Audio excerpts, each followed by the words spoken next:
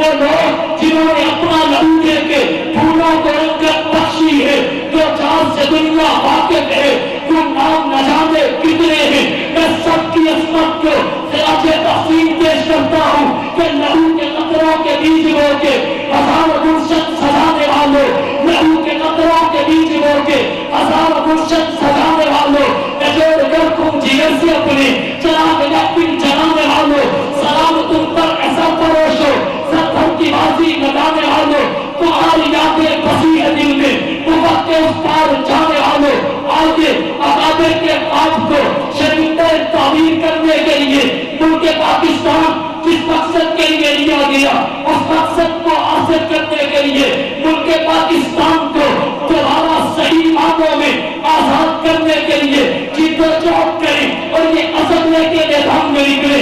کیوں شیر مجاہد ہوش میں آ، تعمیر خلافت پیدا کر. اس شیر مجاہد ہوش میں آ، تعمیر خلافت پیدا کر. جو فرقے فرقے ہوتا ہے اب ایک جماعت کو پیدا کر. کبھی بھی ترقی دنیا میں اسباب تجارت پیدا کر. قارون کی دولت ٹھکرا دے، عثمان کی دولت پیدا کر. اسلام قدم کو بھرتا ہے، کفار سے پھر کیوں ڈرتا ہے؟